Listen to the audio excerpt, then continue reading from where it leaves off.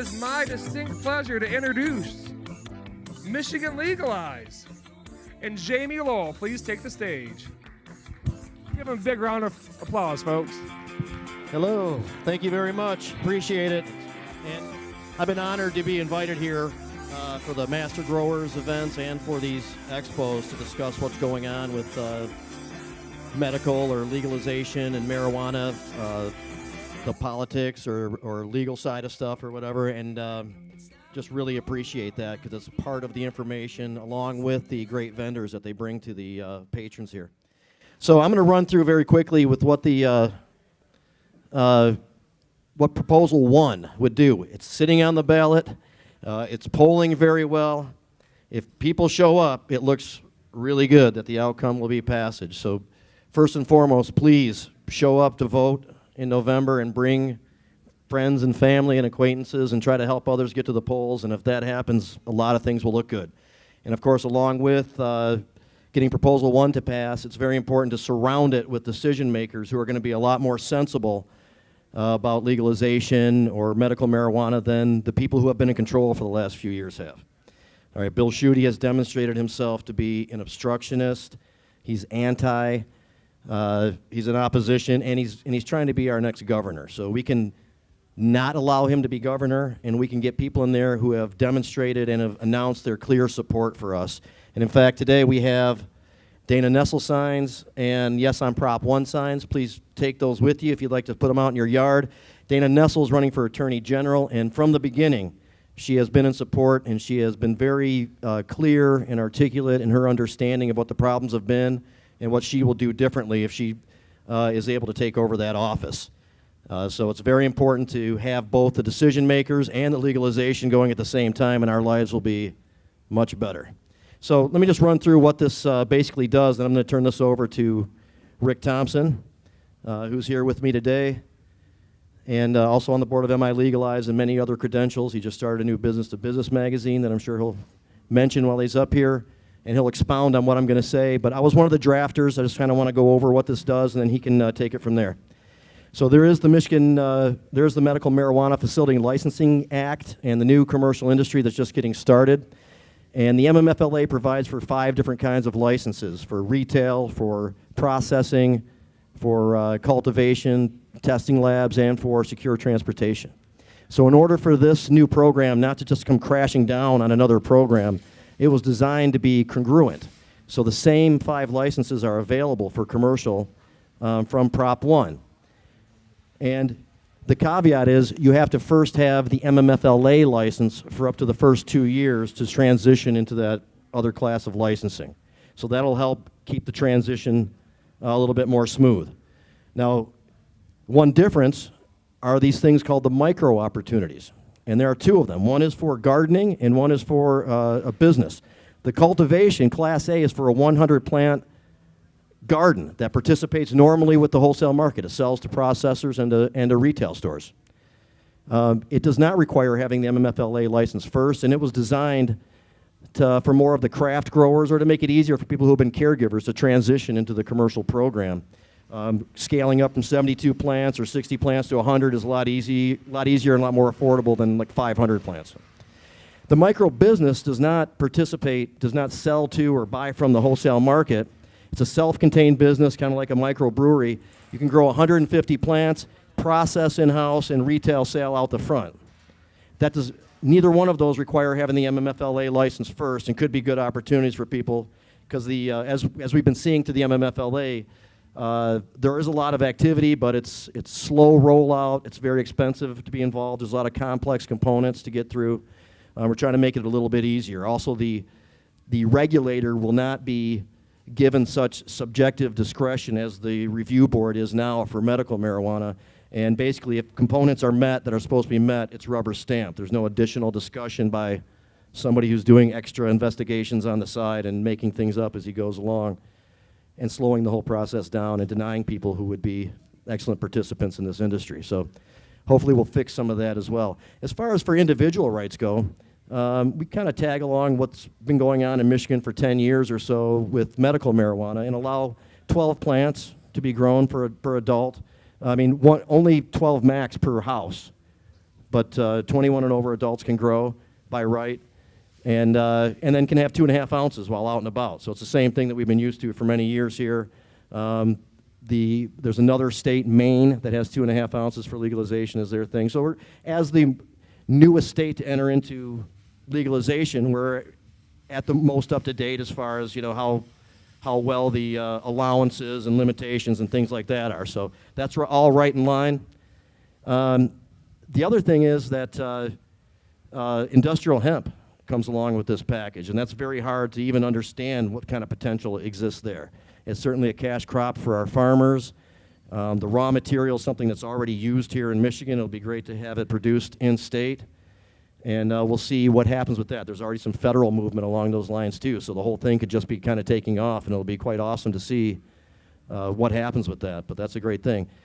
So in addition to having the impact of legalization and creating more individual rights and expanding on the commercial markets and inclusion into the commercial markets that are going on, we believe this will be good for directing police to things and to focus on more important crimes and using their resources to look at violent and crimes where there are victims instead of adults with some cannabis. There's about 20,000 arrests that could be alleviated, and the whole system kind of alleviated by this move in one fell swoop. There's also some social justice implications. We know that our black and brown citizens are disproportionately targeted by law enforcement and the criminal justice system for cannabis. This will help to alleviate some of that. And we can look at other states and see what kind of progress they have made, what good things have happened from there, and incorporate them here as we go along. So again, I'm going to turn this over to Rick Thompson to kind of expound on the basics of what I said, and then I'll come back up for some questions later on. But that's generally what it does. So let's hear it for number 2, Rick Thompson. Thank you. I'm a number 2. I'm a bowel movement. Okay, no problem. All right, anybody win the $1 million, the $1 billion lottery? Anybody? I wouldn't admit it if oh, yes. All right, one guy. All right. That's a hell of a thing. So that's right. You have to share, because that's what we do in community. What Jamie talked about was the legalization program, what it deals with, what the language allows, and what it creates. Let's talk about what it means, okay? What an end to cannabis prohibition in a real sense means in Michigan is that a lot fewer people are going to be jammed up by the system. That means there's approximately 25 to 30% of the court's business on a daily basis is taken up with marijuana crimes, according to our criminal defense attorneys, many of whom say that may even be a low number. That goes away, which means more justice for people, like Schuyler in the back row there. Winner Schuyler, by the way. So the fact of the matter is we see an alleviation of the court system, which means less money required to run the courts, and more justice for the people that are put through the courts, because now the courts can actually fully do trials instead of briefly do trials. Maybe fewer pleas, and actually more people get to have their entire case heard. There's a second implication too, and that's that the money that we raise through the taxes and the legalization goes to things that we've already identified as citizens that we need more of. We need more roads to be fixed. Do I hear an amen on that? All right, that was kind of lukewarm. God doesn't love you. That's okay. So the fact of the matter is we need more money to fix our roads, and we need to do it without creating taxes on us, right? Because we already pay enough taxes. We also need more money to fix our schools. Wouldn't it be nice if every child in a school in Michigan got a computer or had computers available to them at school? Some districts, this is old news. They've had them for a long time. In some districts, it's just a dream. We need to right-size that. We need to give everybody an opportunity to be competitive in the modern marketplace. So legalization will help to provide that. Veterans also benefit from this too. In the first 2 years of the legalization proposal, the 10% tax will help fund $20 million per year, studies for veterans use and PTSD, and how cannabis use can help to alleviate some of the symptoms our soldiers coming home from war and from deployment abroad have. And that has additional implications too, because PTSD is not uniquely a military experience. People can have PTSD from a number of different things. So when we recognize its value to soldiers, we will recognize its value to citizens. So as we advance our knowledge in one area, benefits come in that we couldn't even have predicted.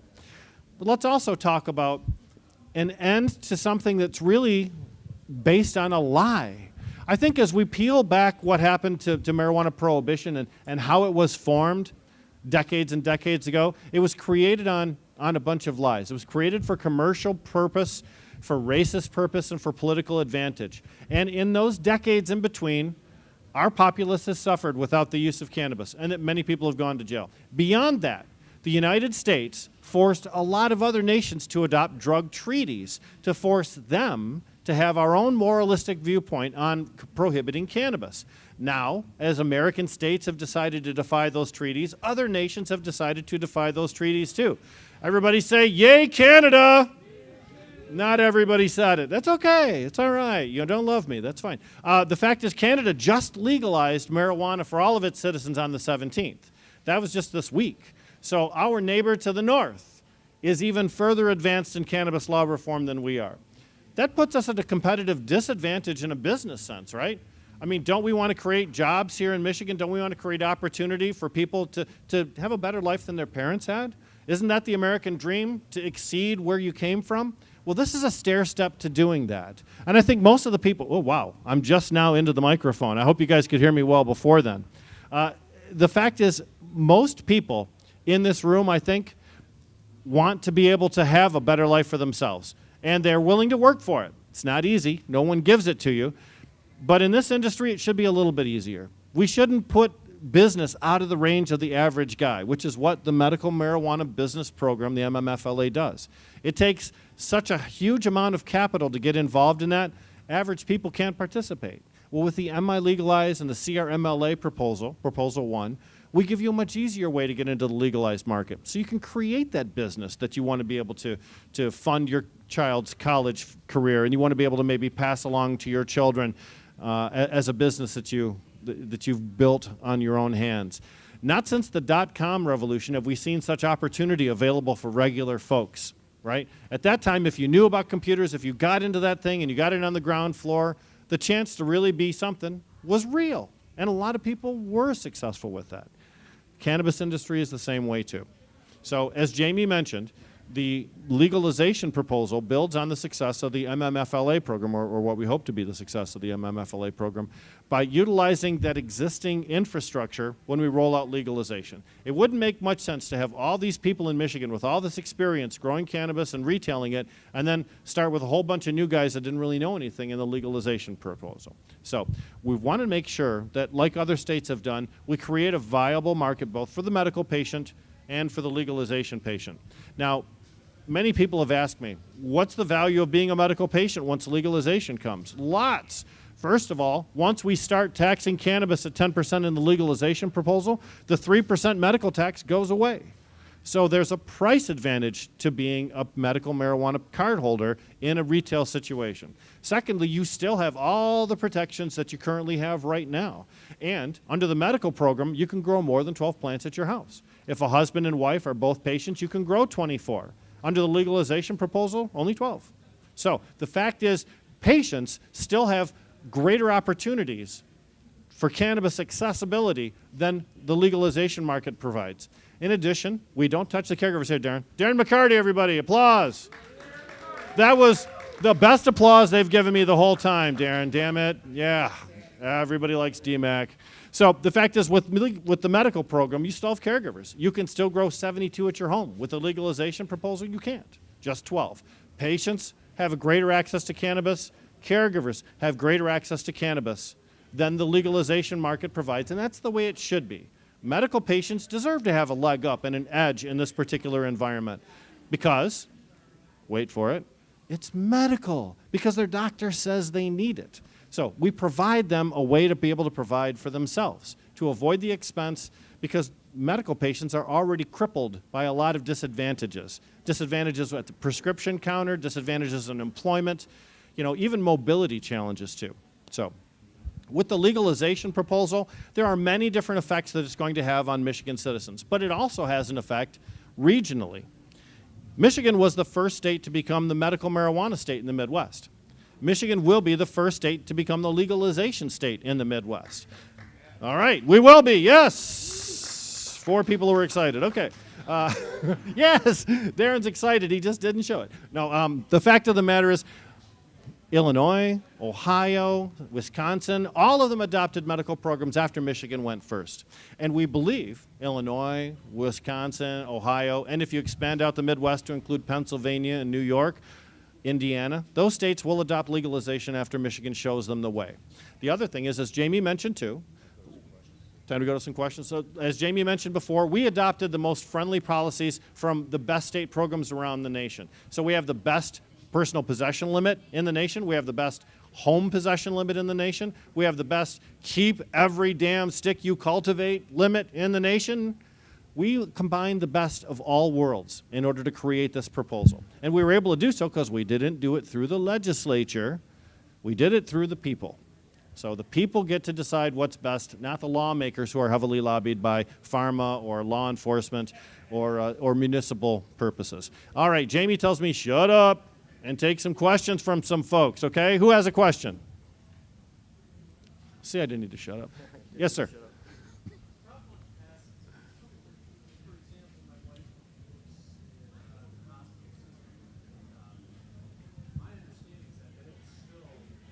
Employer's situation. I'm sorry, still have the ability to? The employer situation, right? Yeah. Mm-hmm. Okay. First of all, Prop 1 cannot provide the protections for employees. That would be beyond the scope of the act. You have to have just a single issue in a proposal. That's one of the reasons we couldn't include expungement. So although we wanted to provide employee protections like that through the balloting process, we couldn't add it in there because it would have potentially created a situation where the whole thing could be thrown out by the courts. So we don't provide immediate access to that. However, right now Michigan has about 1.4 million regular users of cannabis who negotiate their way around all those problems and who are, for the most part, employed and contributing well to society. So it's a situation that our community's pretty much already mastered. Now, if there are employers that are concerned, I can appreciate that. But, I mean, there are plenty of forklift operators right now, plenty of long-haul truckers right now. Jamie wants to add a little bit to that. Right. So just in the event that this is the last question, because don't forget to grab these signs or whatever. But I just want to say that even though the Proposal 1 doesn't address that specifically, the attitude of employers has been evolving over time, and even some federal agencies have now increased their policies to not be so concerned with cannabis use, to have a deeper talent pool to choose from. And so as we legalize and as people learn more about it, we hope that the consciousness of employers and everybody kind of evolves along with that. That's our best shot at the moment. Go ahead, sir. Okay. Nice. For those of you that couldn't hear, the gentleman said that in Massachusetts there was just a court case where the cannabis patient prevailed and the employer lost in a discrimination situation. Is that right? Fantastic. That's good to know. Another question before we have to break it up in the back. Yes, sir. Expound on that. If I talk, you'll just take it away. Okay, you have to be a Michigan resident, 21 or over, and it is a self-contained operation, so you don't buy from or sell to the regular wholesale market that's going on around you. You can grow 150 plants, process it in-house, and retail out the front door the flower and the products that you made in processing.